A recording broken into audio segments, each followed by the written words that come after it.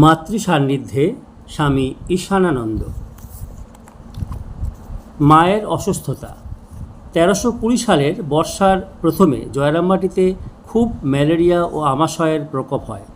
শ্রাবণ মাসে শ্রী শ্রী মায়েরও রক্ত আমাশা হয়।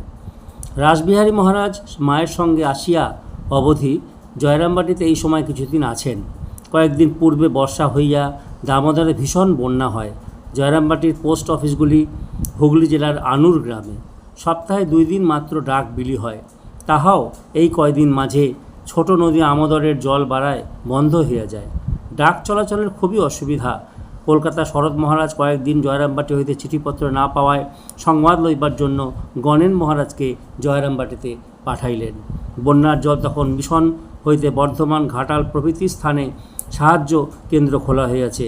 বন্যায় জয়রামবাটি অঞ্চলের কিরূপ অবস্থা হইয়াছে তাহা